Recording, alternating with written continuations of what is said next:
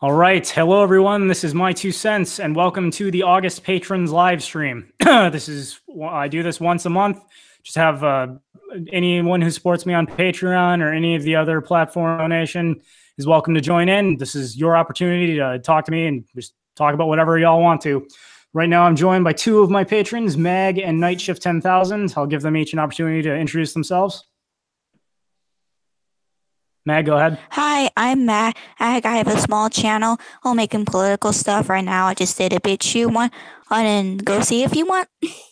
Okay, and on that note, Mag is at 99 subscribers right now, so if we can get her to 100 You guys hear me? before this stream is over, I'm sure she would appreciate that. And Oh, I muted myself for a second. Oops.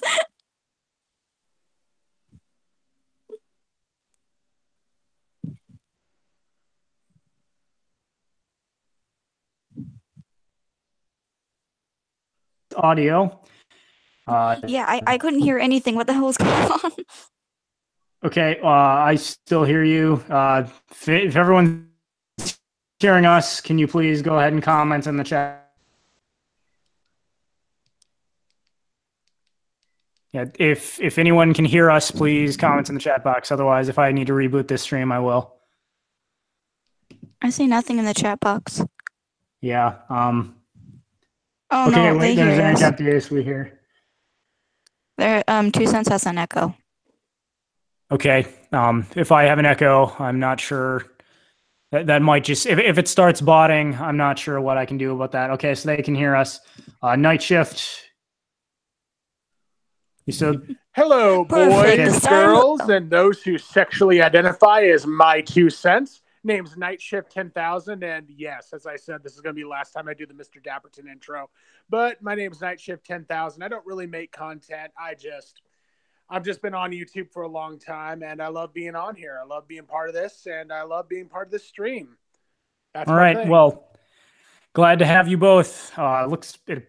If we have technical difficulties, please comment in the chat box. We'll be keeping an eye on it. I apologize. This is, after all, YouTube, and it's live, so not much I can do about that. But of course, the best way to start a live stream is with problems. Yeah. Of course. The best way to start a live stream is with technical difficulties. Nothing ever goes as so. Anyway. Oh crap.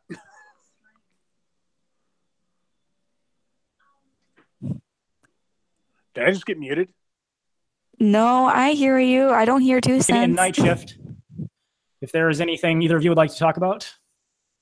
Well, you were going to go on a rant about something beforehand, and you should talk about that. Okay.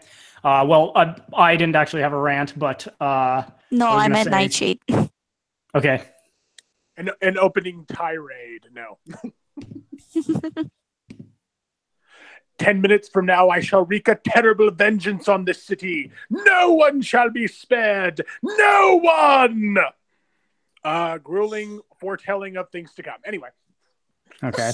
Sorry, is that a reference to... my little homage to Mr. Burns right there. That was my little shout out to Mr. Burns from The Simpsons. Lovely, lovely. I'm trying so hard not to laugh. No, go ahead, laugh. No, I don't want to be loud. Oh, jeez. Oh, all right. Before I forget, socialist on your ass again.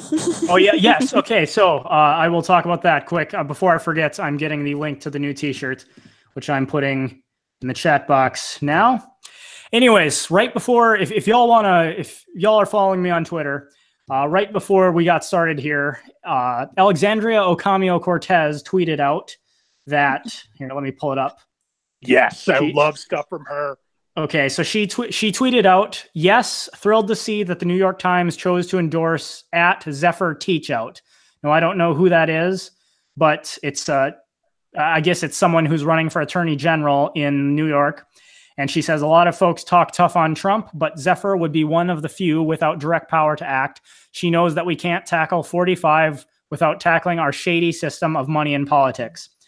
I commented and said, shady system of money and politics, then why do you advocate stealing other people's money to spend it on the things you want? Hashtag socialism is theft. So far, I have gotten the following responses. Actually, does anyone notice how socialists just seem to hate money until they talk about spending other people's money? I mean, has anyone noticed that, or is it just me? Oh yeah, exactly. That's yes, totally. Let's see. I've got a guy named Jefe, Jefe. He's got a North Korean flag after his name. Says most of the value of products created by workers trickles up. Capitalism is theft. Okay, of course, being a Marxist, he's referring to what they call the labor theory of value. Marx's view being that the bourgeoisie are in fact extracting value from the workers. Everything the workers are entitled to the profits because they were the ones that created the products, or so Marx said. The funny thing. Go ahead, Meg. I don't know if this is really just a question of mine. Doesn't what determine the role of an item is what you can sell it for, or which is why it fluctuates between different with time periods or whatnot. So that doesn't really make sense because it's not like the worker selling it; he's just producing it. What determines the wealth of the product is what you sell it for or not. Am I correct on that? Exactly. We see the problem is, I have said in the past, virtually everything Marx had to say hangs on the labor theory of value, such that if you can disprove the labor theory of value, you can pretty much disregard all of Marxism. Now, what's interesting to note is that the labor theory of value is, in essence, that the value of a certain good or service is based on the amount of labor that it takes to produce that good or service. And of course, the question arises, well, what if one worker is really good at, one worker can build, a chair in 1 hour, but he's really good. The rest of the workers can only build it in 3 hours. Well, Marx's answer was it's the socially necessary amount of labor. So, there's some sort of average by which the average amount of labor that it takes to build something determines how valuable it is. The only thing is, the fact of the matter is that value is not determined by how much labor it takes to build something. It's determined by the marginal utility of it, how it is to someone else. And the easiest way to debunk this is basically to point out, I could spend hours building a very, very elegant statue out of cow manure, and it may in fact take me a great deal of work to do this. However, I'm not. If nobody actually wants a statue made of cow manure, and I'm assuming they don't, then it can't be the case that value is determined by how much time was put into it. You could say if that's something I want to do with my own time, you could say it's valuable to me, but I can't force anyone else to place value on that, no matter how much labor it took to produce. And even with that definition, the value of it is that you're working with it and you're buying it because you're getting with happy whatnot. So it's still production of someone for what you can sell it for. You're making it and you're selling it for your own happiness. You're making it so you can be happy. So yes, that's still a selling. Exactly. And the second thing for even bottom line for if it's the worker or whatnot, the most I can ever see is happening is the value of each individual worker. Or the one who can make 10 chairs in an hour, he's much more valuable employee instead of one that only can make one chair in an hour, and he's probably going to get fired. Exactly. Which all that to say is that value is determined by marginal utility, how useful something is to whoever you're selling it to. Obviously, an employee that can make a good or service a lot faster than his fellow employees is a more valuable employee to his employer. Further, sorry, I just remembered something. I think one thing that would be a great example. Think of things from the thrift stores. They're taking ones from really branding ones that are really high up, and those are really expensive. The ones that can't get sold go down the lower store, and they sell them for a much cheaper price because not as many people want them. It's burnt down as less, even though it was made by the same people. It's just older and no one wants it anymore. Mm-hmm. And another example that economists have used is the age-old question: how is it that diamonds are more valuable than water when diamonds are really just pretty-looking rocks and you need water to survive? Well, the answer is, who you're talking to. Yeah, exactly. The answer is water is generally very available to everyone. You don't have to work very hard to acquire water. Diamonds are very hard to acquire. However, if we were to imagine a man, stranded on a desert island where there is no water, who has a chest full of diamonds, I am sure he would be willing to trade a handful of diamonds, if not all his diamonds, for the water he needs to survive in that circumstance, because under the circumstances, he values water more than he values the diamonds. It just happens to be the case that because water is so easily available, in most cases, people tend to value diamonds more than they value water because they can get water so easily. It's a matter of marginal utility. And that's not an absurd thing, because if you see, that's not an absurd thing, because if you look at anything with like survival movies, they'll be glad to give away, like, say they have like this very fancy harmonica, but they get rid of it to make it as into a tool for survival.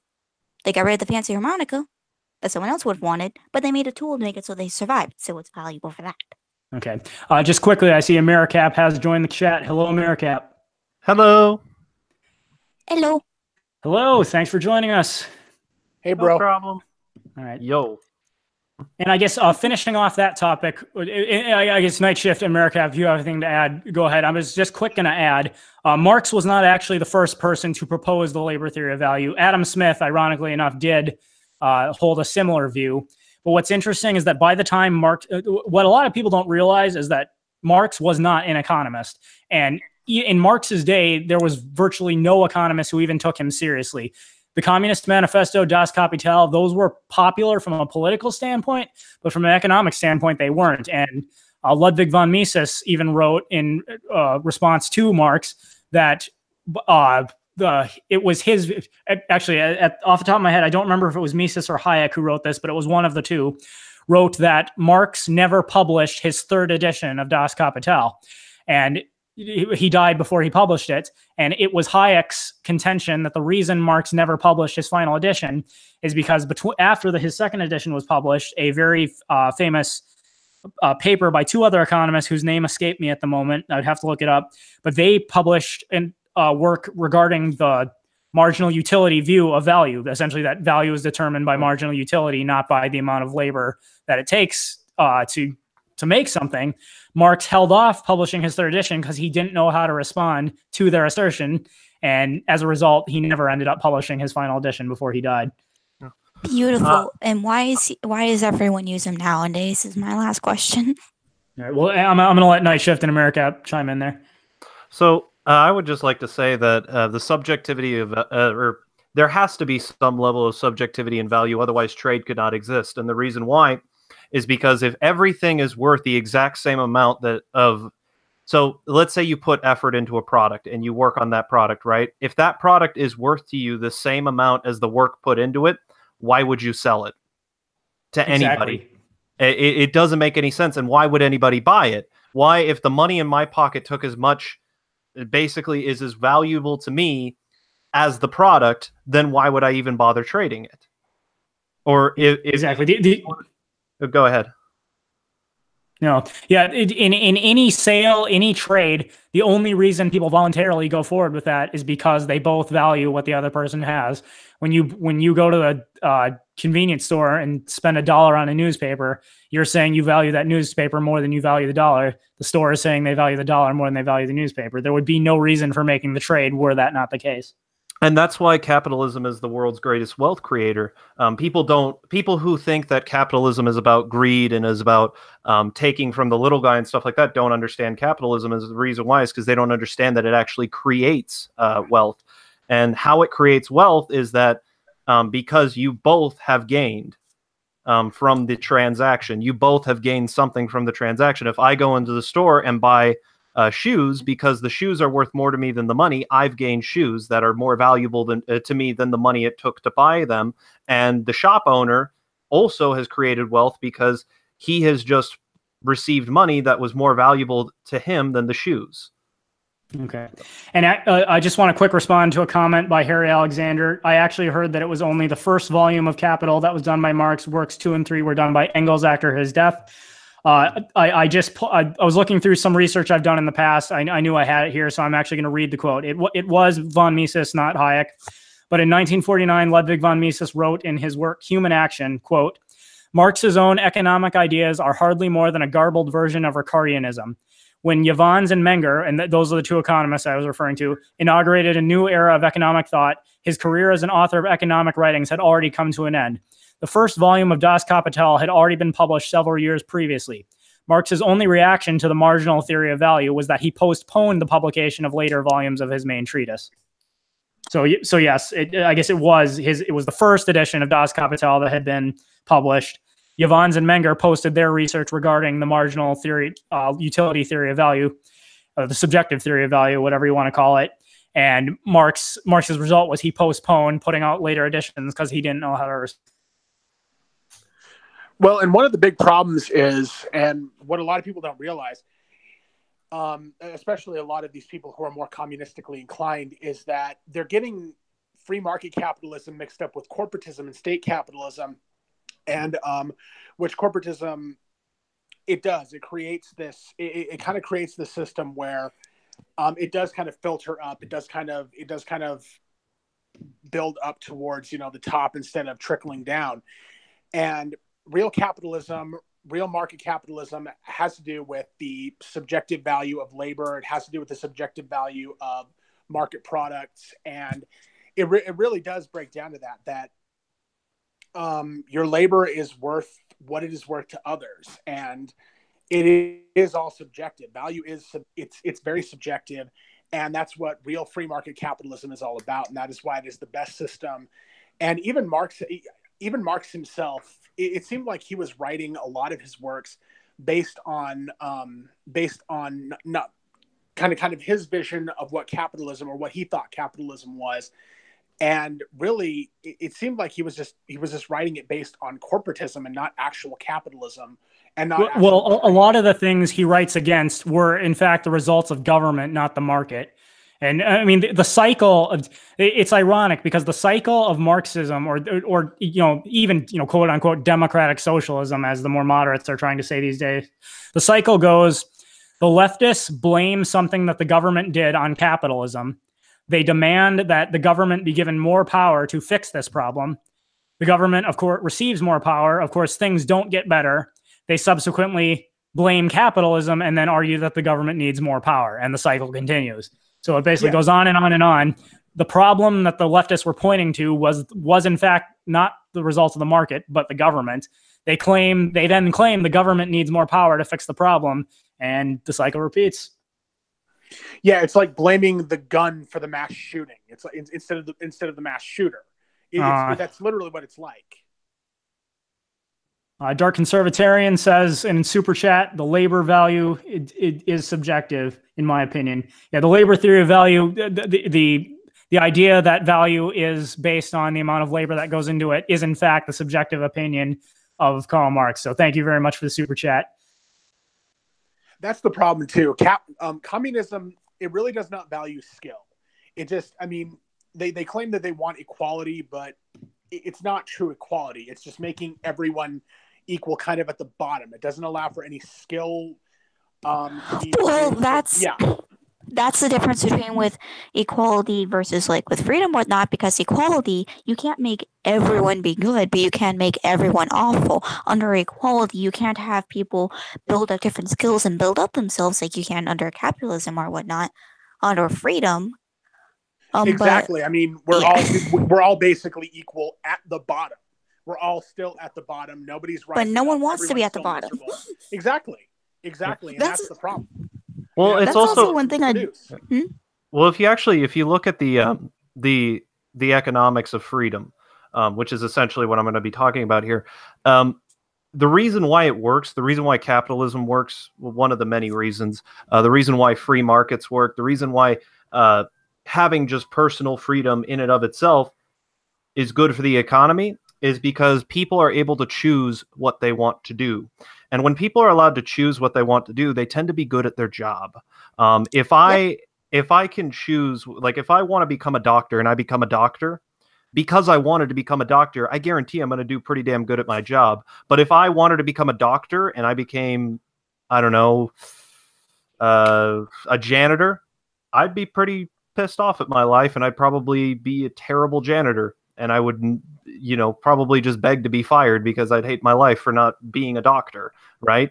Now, that's not to say that janitors have a horrible life or anything like that. That's just to say that, I wanted to become a doctor and I ended up a janitor instead. The janitor might have wanted to become a janitor and he ended up a janitor and he's happy. And he's going to do a pretty good job he's going to do a pretty good job because he wanted to become a janitor. or he's just satisfied with becoming a janitor. You know, because obviously you have to be at least somewhat willing to take the job in order to take it. Even if that's just for the money. Yeah, even if it's just for the money, you have to be willing to take that job. Even if you hate the job, but you love the money from it, you know, because you love the money, you're going to do an excellent job, or at least a good enough one to keep that money flowing in. So yeah. Yeah, go ahead. That kind of reminds me a lot of the kids are in my school. They hate school, yet they're not trying and they don't care and they wonder why they're failing. Mm-hmm. It's worth pointing out too. That's why when it comes to Ocasio-Cortez's whole guaranteed federal jobs thing, well, the problem is if the jobs are guaranteed, then people know they're getting paid and they can't be fired no matter how horrible a job they do. And you know, the truth is this is already a problem with federal jobs. I think there was I don't remember what Prager University actually did a video about it, and it was I forget which federal agency it was, but they determined that under federal guidelines, an employee could show up to work intoxicated 5 times before they could be fired. So it's already virtually impossible to fire federal workers. And the problem is, if they know it's impossible for them to be fired, well, then what difference does it make whether they work hard, whether they slack off all the time? They're still going to get paid.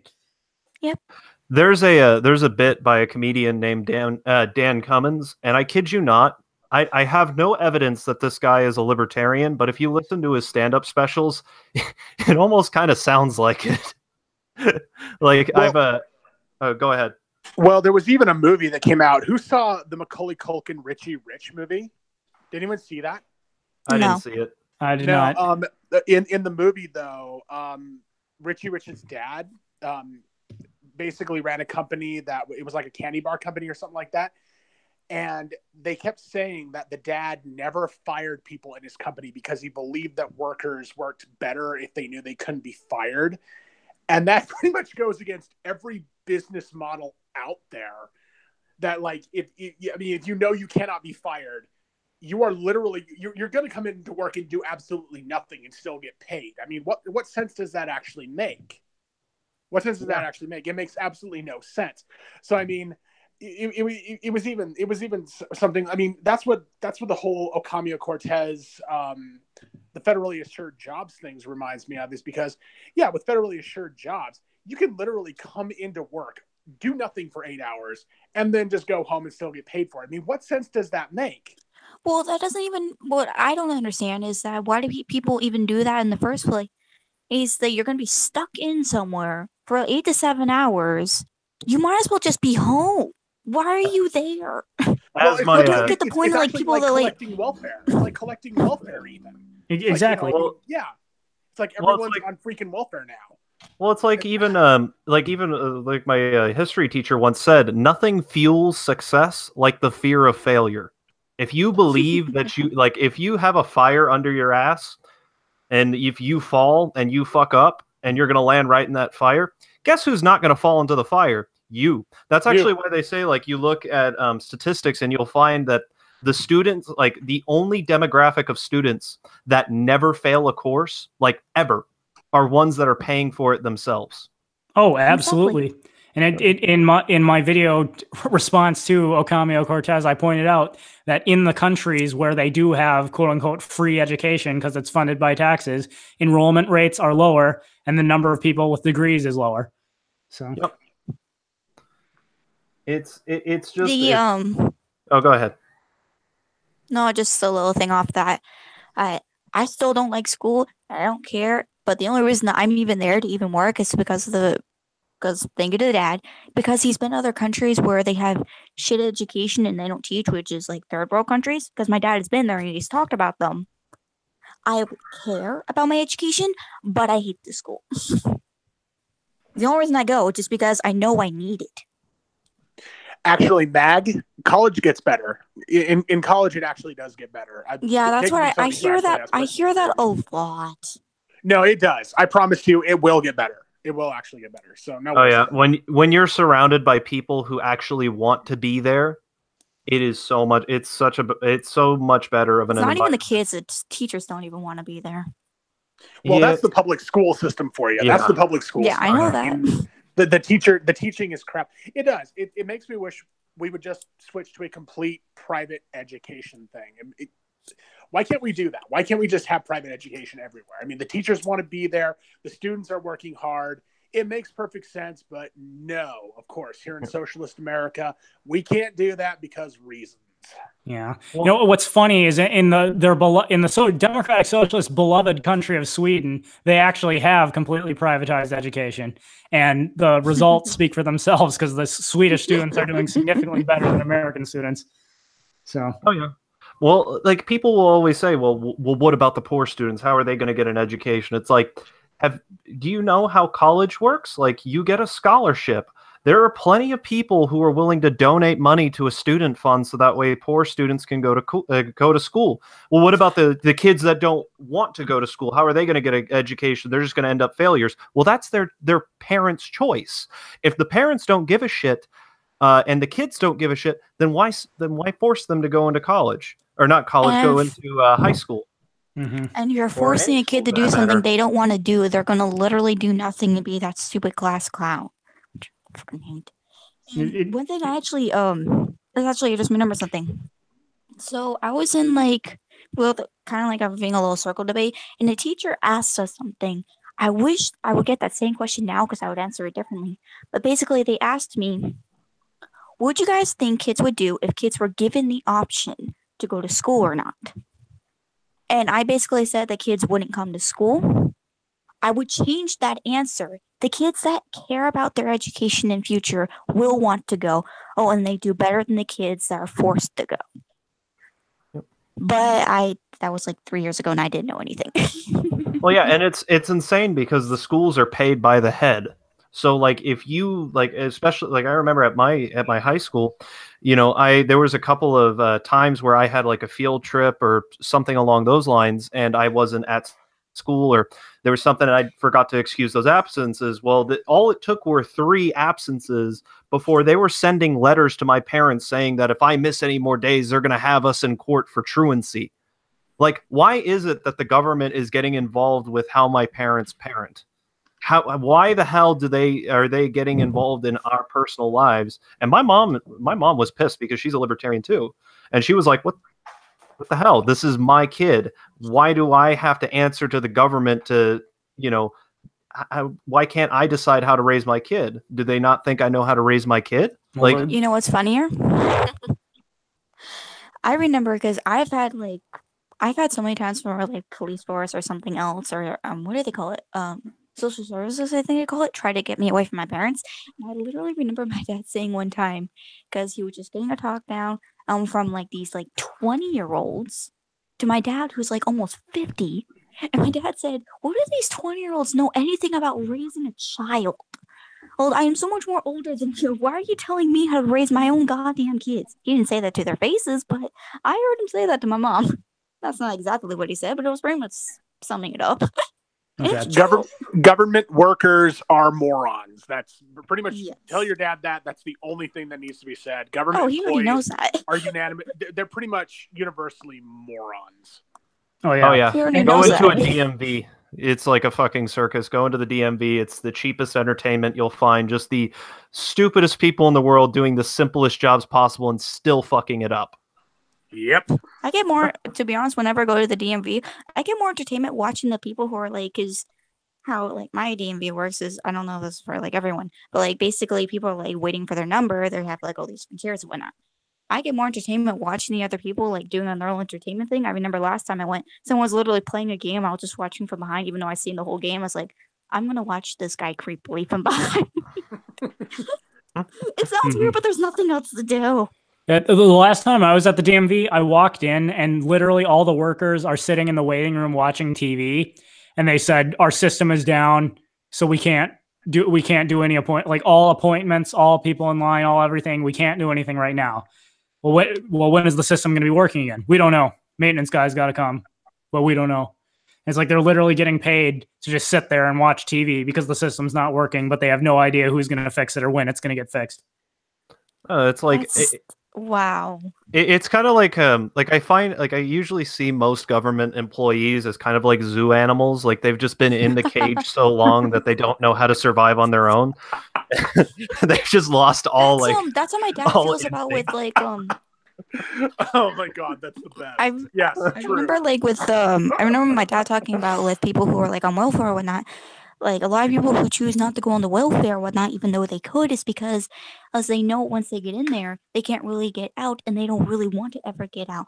Also, a lot of people who are like really poor as shit, but they're choosing not to go on the welfare, it's because they don't want to be trapped in the endless cycle where the government's just fucking them in the ass. Mm-hmm. Oh yeah, I mean it's no the welfare system was always designed to keep people in poverty, not to assist people like they claimed it was. Oh yeah. It was like they may like the war on poverty may as well have just been the war on the family. Like I've explained this multiple times, but like I said before, like the amount, it's insane just how fast the amount of single parent households skyrocketed after the war on poverty started. It's insane. Mm-hmm. Well, mothers have no ascension to say with the dad. Well, yeah, they don't have any. There's no when there's no. Basically, when you incentivize single parenthood, you get single parenthood. You get paid for single parenthood. Exactly. Yeah. And, you know, I know there's not actually any confirmation. You know, it's testimony of people saying they heard him say this, but President Lyndon Johnson, who was the biggest advocate of the war on poverty, said explicitly it was to keep the black people poor. And he did not use the word black people. But I would not be surprised. Well, that's even why Margaret Sanger made that's even why she made Planned Parenthood, because she literally wanted to euthanize black people. And I know this doesn't have much to do with that, but it's kind of the same principle. I wouldn't even be surprised if, you know, these people were actually working together in some capacity. Yeah. Virtually every progressive policy we have today, be it minimum wage, gun control, welfare, abortion, all these policies in their original, the founders, as it were, if you read their writings, go read John Dewey, go read Margaret Sanger, read all these people, they said explicitly the purpose of all these policies was to keep the black man enslaved. Yep. You want to know what's really sad? And this is actually more fucked up than I think anything else could really be. Actually, not really, just for me personally. I remember my parents fucked up with something and they took my brother away. And when my parents were granted to get him back, he was so fucked in the head with either drugs, mental stuff, physical. He was so destroyed when they got him back. What did you do to this child? That's how it goes. That's how worthless the government is. That's literally how worthless they are. They will take a kid out. If you screw up once, they will take you away. Or they will take someone away from you, and they'll put them in a worse situation. I mean, totally. I remember my parents have fought so hard to keep my brother. Oh yeah, no kidding. And there was even a situation where, I forget where it was. I can't name it off the top of my head, but it was the FBI was going after what they thought it was a pedophile ring. It turned out there was no pedophilia going on in this at all, and it was actually like a legitimate adoption thing that was going on. But they took these kids out of this, and the only place they could actually put these children was actually in a jail with friggin' hardened criminals. And they had the kids living with these criminals. And this was the federal government that did this. This was the FBI that did this. And they went back, and again, they found that these people were doing nothing wrong. They were doing nothing to these kids. They were not selling them. And they put these kids in with hardened criminals. And that's just how horrible the federal government is. That's how horrible a job it does. And that's just, God, it's so fucked up. Well, like it's like people don't even, it's like, what do you expect from a government? You know, these people who claim we're the only ones who can protect you. Yet, when is the last time the government has ever stopped a crime in progress or paid you back for damages caused for not being there when there was a crime in progress, like a private security company or an insurance company would? When's the last time that happened? I'm going to spoiler alert. Never. Occasionally. It rarely happens where they're actually on scene when it happens. Usually how it goes down, the crime is committed, they go and investigate, and they find the guy and lock him up to keep him from doing it again. Yeah, but then they release him 9 he goes and does it again. So it's just ridiculous. Like, people don't realize that the government doesn't protect you from anything. No, like no more than a private insurance company couldn't do. And it's just ridiculous to me that anyone like that I thought otherwise at some point. You know what I mean? Like it's Yeah, actually, quick. I'm just here. I'm going to speak up quick. I want to make a point too. Warren versus DC, the Supreme Court ruled that the police have no obligation to protect you. Yep. They only have an obligation to protect the quote community. And if they deem that they don't have enough resources or it's not in the best interest of the community to protect you, then they are not obligated to protect you. The other thing I'm going to say, it's ironic that, you know, if your property is damaged in the result of law enforcement or some other government service doing their job, you don't get paid back. Because I know for a fact that during the war in Afghanistan, which is actually still ongoing, I guess not technically, we're not in a state of war, I guess, but yeah, we still have troops over there. The U.S. military actually did pay back Afghans for property damages that were, they have, there's a whole, I forget what they're called, but they actually have like a division within the military that their job is to pay back, like Afghans for their property damages. So they'll do it for foreigners. I don't really but they know won't do for it. that aspect of it, but my father, who's actually in the military and who's actually been to Afghanistan, he's a construction worker and he actually built up with different bases, or he works within different towns that have been destroyed or whatnot. I don't know if he was part of that program, but he's definitely been over to Afghanistan and built different stuff there. And one thing I want to say, okay, this is a little bit off topic from what Two Cents was saying, but one, I'm being forced to be in a history government class because requirement. And the only good thing is the fact that now I have a video idea, because we were asked in the beginning of the class, why does society make government and why do we need it? And I gave my reasons. I looked at their reasons. Oh, you were so dumb. You were so dumb. What were the reasons? What were the reasons? Did they give the? The reason why they thought it would be was that they thought that that humans were all so crazy and they need government for safety or to criminalize ones who have gone against other people. That is so stupid. That is so stupid. I know. We had and I had to lie and say they're shit because I want an A.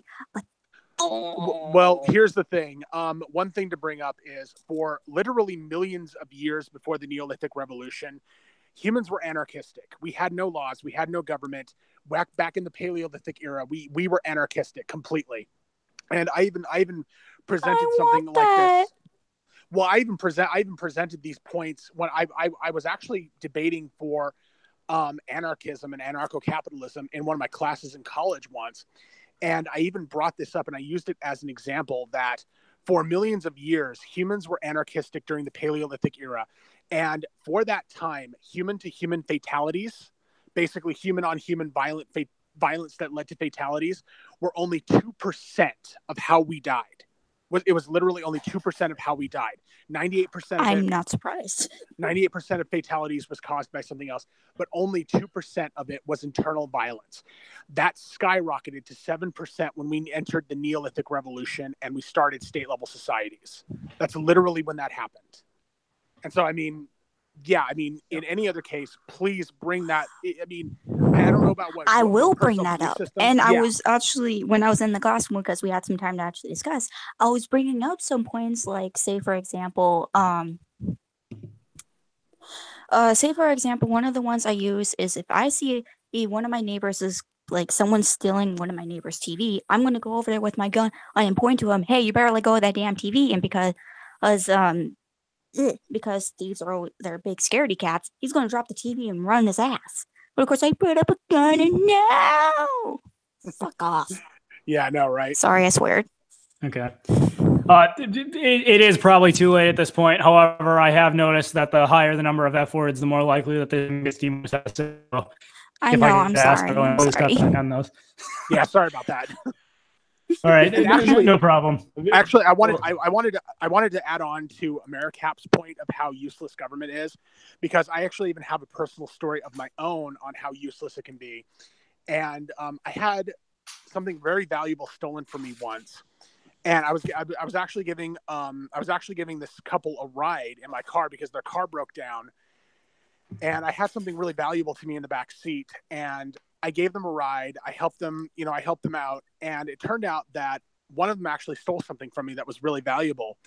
And I actually did call the police. I got everything. I filled out a report, and I talked to the officer that was handling it about getting the security camera footage. And they said, "Oh, no, that's not possible. We can't do that." And so I said that was fine. And so I filled out the report and everything. So I went back to the place, to the place where I took this couple, and I asked them if I could see the security camera footage. And they said, yes, of course, that was fine. And they actually showed me the security camera footage, which was crystal clear. The officer actually even said, like 9 times out of 10, it's like you can't see, you can't see vital features. You can't see features of people. I went back, I looked at it. I saw these people crystal clear. I saw who they were. And I asked if I could have still images, and the store was fine with that. I actually did end up finding these people. I did end up finding these people on my own. And I talked to, it wasn't the person who stole the property from me, but it was his girlfriend. I ended up talking to her about that. And she ended up returning my stolen, they still had it. She ended up returning it to me. She apologized profusely. And she even said that she broke up with her boyfriend after finding out what he did. I don't know if she actually did that or not, but literally without police assistance, I ended up recovering my stolen property. I ended up doing everything on my own, and it worked out. And the police were completely useless in that scenario. Yep. And the best part is about that, nobody had to get hurt. I mean, yeah. Basically you got your property back, and while you were probably a little pissed off that it was stolen in the first place and you had to go on this thing, like, you got it back, and nobody had to get hurt. Nobody had to, go to prison. No, like, it was just it wasn't simple, but it's one of those things. Like, that's why I say, like, anarchist law, or, basically natural law, is the least violent that humanity can be, because there is no need for escalation. There is no, you didn't have when you went to that couple to get it back, you didn't have a quota, an arrest quota you needed to make. So you weren't pulling a gun out and, pointing it in their face and putting them in handcuffs. You were just there to get your property back and leave. Absolutely. No. And I wouldn't have done that. I just wanted my property back, and that was it. And I ended up getting it back. And it wasn't him that apologized. He was the one who stole it, but she did. And she even told me that she broke up with the guy. So I don't know if that really happened, but I mean, and in my mind, it ended well. It ended well. So yeah. Well, and I cannot see the comments. Is anyone bringing up anything good that we can talk about? Okay, actually, there was one comment that popped up a while ago. We were busy in the middle of a conversation, but I retained it mentally because I thought it was something good to talk about. Good. I think it was Manny K-Bilt asked the question. He said, many socialists say that the USSR, Venezuela, all these socialist countries, they weren't really socialism. Oh, these were examples of, quote, state capitalism. How do you respond to that? Good question, Manny. They say that all the time. Yeah. Here's the answer. This is an example of the no true Scotsman fallacy. All those countries, when it looked like they were working to the outside world, all the socialists were claiming that these were perfect examples. In fact, there was in 1985, there was an economist by the name of Paul Samuelson who stated that, at this point in the Soviet Union's history, the Soviet Union was, in fact, on the verge of collapse. They were doing a pretty good job of hiding it from the rest of the world. But in 1985, Paul Samuelson, a socialist, said, the Soviet Union is proof that socialism works and will last forever. Within 5 years, the USSR had collapsed. And now, all of a sudden, the USSR was never socialist. That wasn't real socialism. It was state capitalism. Moving on to Venezuela. In 2012, everyone's favorite Democratic socialist, Bernie Sanders, said that Venezuela is a shining example of socialism and how we should be in the United States. Well, now, lo and behold, it's 2018. Venezuela people are eating rats. It's on the verge of collapse. And Bernie Sanders is now claiming Venezuela was never socialist. So, yeah, this is the no true Scotsman fallacy. Basically, anytime socialism is basically what they're saying is socialism is only socialism if it works. So if it doesn't work, it must not have been real socialism. That's just not how it works. And it's like, well, we can claim things that actually are capitalism because capitalism actually does work. Well, it's ridiculous because, like, you know, it's kind of like, you know, every time one of my socialist friends tries to argue with me and say, well, we could just be socialist, like, you know, blah, blah, blah, such and such country. I'm just like, oh, is socialism going well there? And they're like, yeah, look, they have all this. They show me a bunch of statistics. I'm like, give it a bit. You'll see where I'm coming from. Give it keep watching that country for like 2, maybe 3 years. Guarantee you, if they're not eating zoo animals, they're killing grandma and putting her in the cooking pot. More than likely. Oh God. The same thing can be said of anarcho-communist countries or anarcho-communist cooperatives. It's the same thing. They usually just they give them about, I mean, at the very longest, give them about 30 years, they will collapse. Yeah, not even that. It doesn't even need 30. There was at the longest, give it 30. I mean, seriously. I mean, it does not take that long. I mean, revolutionary Catalonia, it was toppled within like a year or two. A year, yeah. It was hardly. I was going to say too, I forget the name of it, but in the late 1800s in Indiana, there was a city, you know, just a city, mind you, much, much smaller than a country, that they set it up to run as communism in hopes that it would prove communism could work. And it hardly lasted 6 months. Not surprised by that. No, it's kind of like, you know, socialism or communism, whatever you want to call it. It's kind of like trying to take a car and make it run on orange Fanta, like orange soda. Like you're just trying to make it this gas guzzling SUV run on fucking orange soda, and when it blows up in your face and dies on you, you're like, well, you know what? That didn't work, but you know what? Next time we're gonna try Diet Coke, and that's sure to work. You know, it's basically the same thing, but we changed a few things, and this time it's going to be truly a soda, a car that runs on soda, because the other car that didn't really run on soda. You know, Fanta doesn't count as soda anymore. Like that's what it is. You're trying to take the economy, which is meant and designed to run a certain way, and you're trying to force it to do something else it wasn't designed to do. Like, mm-hmm. You know, and the other funny thing, I have seen a number of comments in the chat about ANCOMs. The funny thing about ANCOMs is that in an anarcho-capitalist society, all the ANCOMs would be free to come together and voluntarily pool their resources and function as a voluntary commune. In fact, even now within the United States, nothing is going to stop. If you and all your ANCOM friends want to get together, pool your resources and purchase a plot of land and all together live on that land, sharing your resources in your little semi-small communist society, nothing stops you from doing it. Yet we don't see this happening anywhere because mankind we are inherently selfish creatures and we want to reap the benefits of our own work. Well, of course, that being the case, the only hope socialism of any kind has of working is if you give one person or a small group of people the power to force everyone to participate. That's why the whole anarcho-communism is an oxymoron. If anarcho-communism were possible, people would already be doing it. There's a reason communists have to advocate violent revolution to achieve their ends, because it will not happen apart from at the point of a gun. Yep. Well, and that's why I think it's so funny that constantly there's pedophilia thrown at anarcho-capitalists, when really in anarcho-communism, can a person's children be considered can they be considered a product of labor? And if so, does that mean that you have to share your children in an anarcho-capitalist society, even on that front? It wouldn't be that far off, since even people in the U.S., children aren't seen as humans yet until they reach 18. You're the product of your parent. Well, and what's funny is people on the left have even gone so far to say that children do not belong to their parents; they belong to the government, or they belong. They won't necessarily say that, but Infowars. What they want to say. Yeah, they want to say that. A couple of years ago, Infowars released a video of a woman stating to the camera, she said, we need to get rid of this idea that children belong to their parents or that children belong to their families. Children belong to the whole community.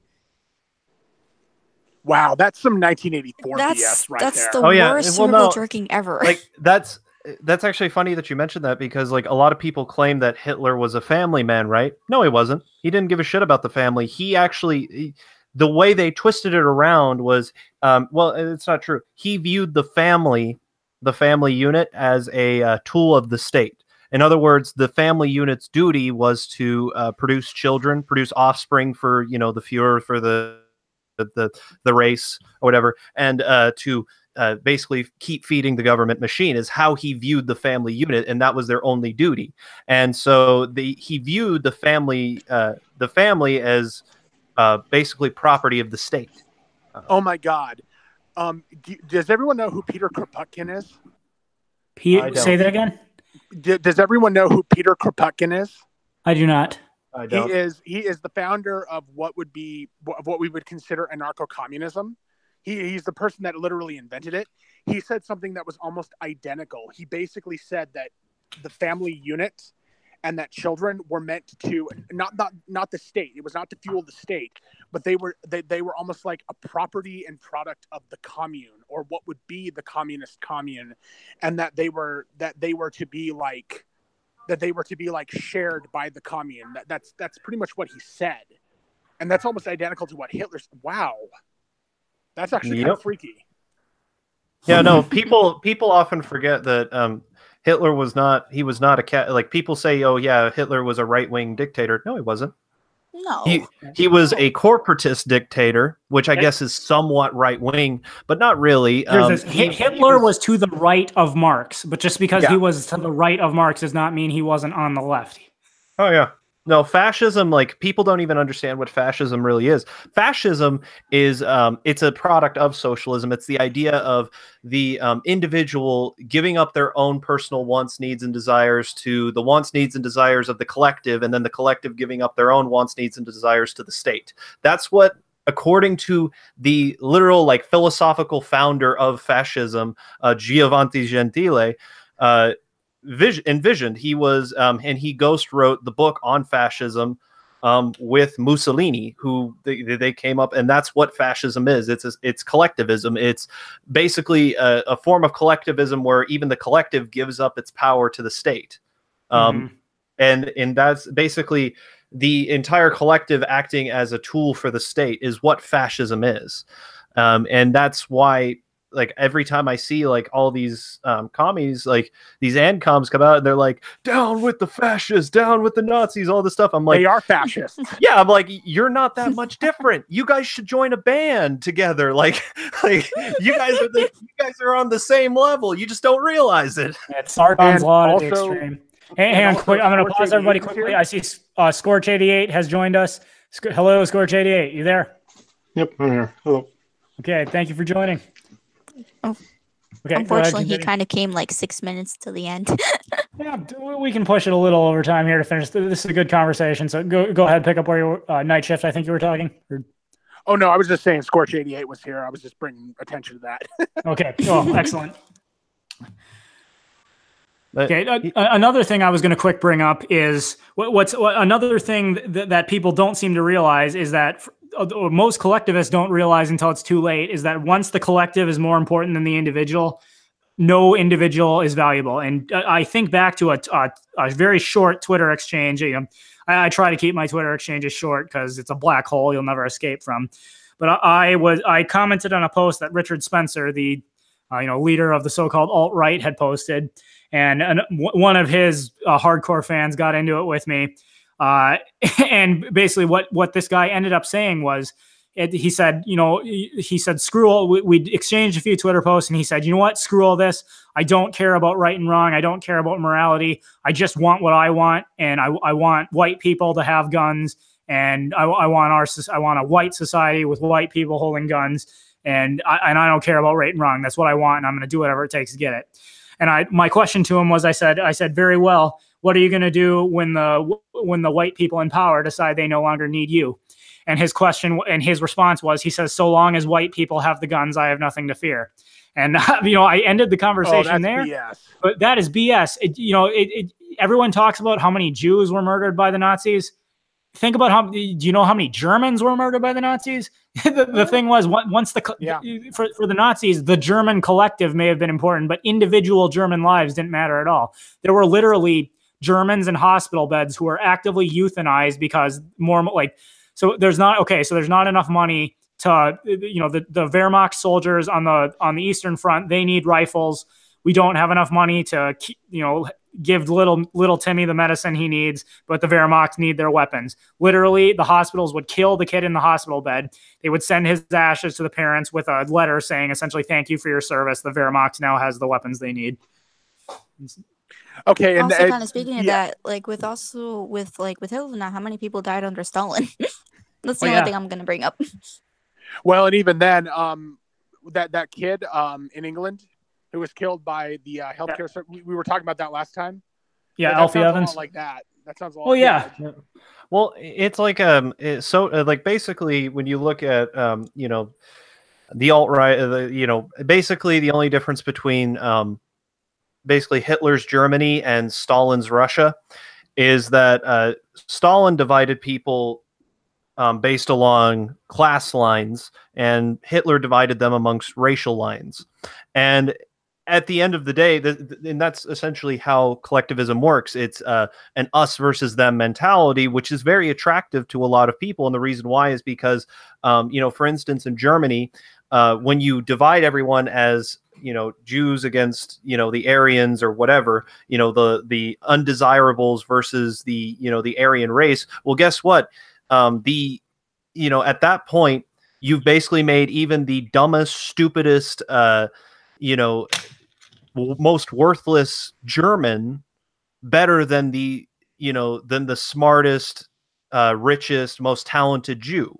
You know what I mean? Like at that point, that's why racism is so attractive psychologically to so many people, is because you're essentially saying no matter how worthless and stupid you are, you're better than the other. You're better than the inferior race, so to speak. Yeah, and that's why so many people glom onto it. It's basically, that's why I say racism is for is for worthless, stupid people. Oh yeah. In my video, I should remake this video because I was sick when I made it. The audio quality turned out horrible, but I made a video called Race Meritocracy, a lesson from Genghis Khan. And essentially what I said was, if you had your own accomplishments that you had done yourself to take pride in, you would not need to take pride in your race. Everyone who takes pride in, I'm white and the white race is so superior because statistics show white people are smarter than black people. Honestly, really, how much smart have you graduated college? Do you have a PhD in anything? What have you personally done? Well, the answer is always nothing. If they had personal accomplishments they could take pride in, they wouldn't need to take pride in what their ancestors did 1,000 years ago. Yep. I can agree with that one a little bit differently because back when I was a freshman, I was always taught under the mentality that whites and Europeans were all these horrible people and they've done all this other stuff. And I tried spinning it so desperately to have it. No, I'm Italian. Look at all these bad things that happen to Italians. But it was still never enough for these people. And then I just learned to stop giving a damn because obviously they don't care about me. And I learned actually to have self-value in myself. And now I don't care. It's like, and I get that. Like, honestly, people are like, oh, well, you're, they tell me, oh, you're white. You don't know what it's like to have hardship. It's like, yeah, you're right, because all the shit that happened to my ancestors, that's done and over with. I have, I haven't been discriminated against. I haven't been treated poorly. Why? Because all that shit, because, when the French came over, when my ancestors came over and they had to change their name to a name that I'm not going to reveal because anonymity, when they had to change their name from a French name to an American name just so they could get jobs here, because after World War II, people hated the French for whatever goddamn reason. After that, because that's over now, I don't have to worry about that. That's why when people tell me that, I'm just like, Yeah, neither have you. All the bad, terrible things that happened to your ancestors is done and over with. Why don't you just move on? Who cares? Like, who honestly cares? I'm not getting mad at anybody over what happened to my ancestors. Why?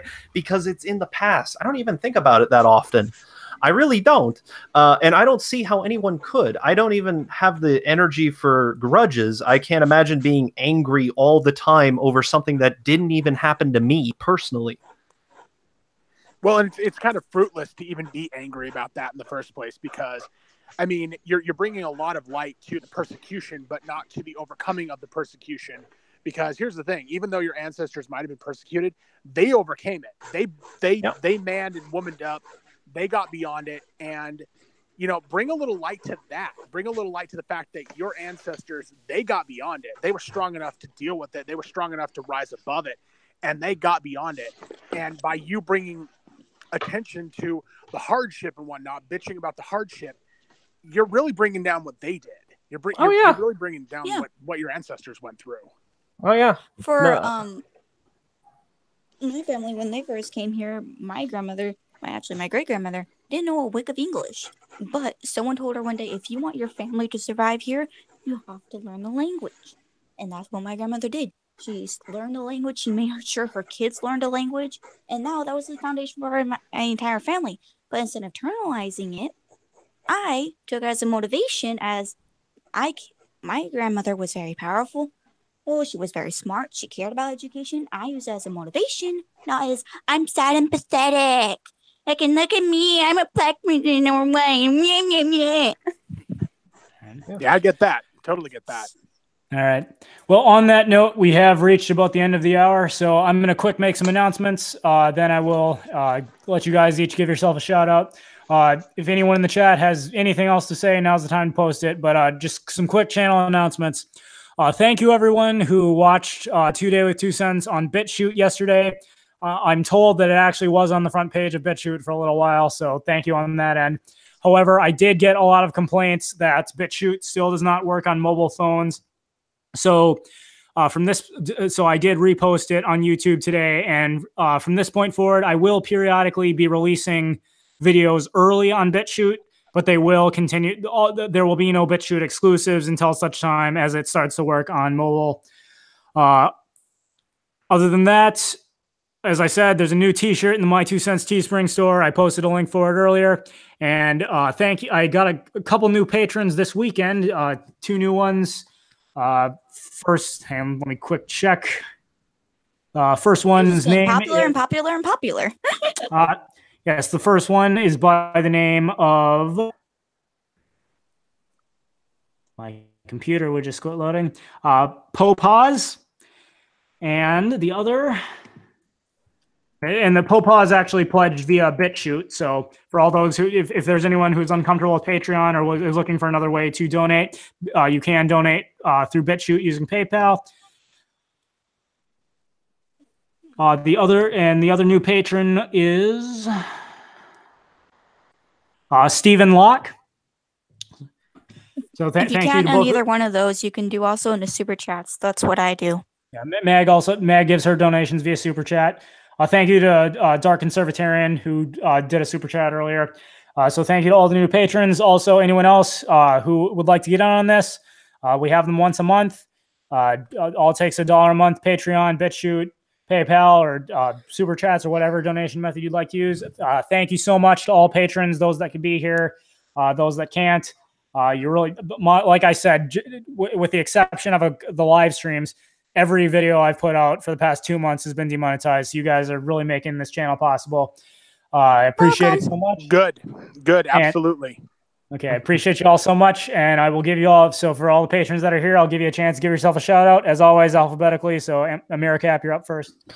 All right, I'm Americap. I post anarcho-capitalist content. I do video essays and, response videos. I'm currently on a bit of a hiatus due to some personal stuff, so don't expect anything for at least a week or so, but I should be posting again soon.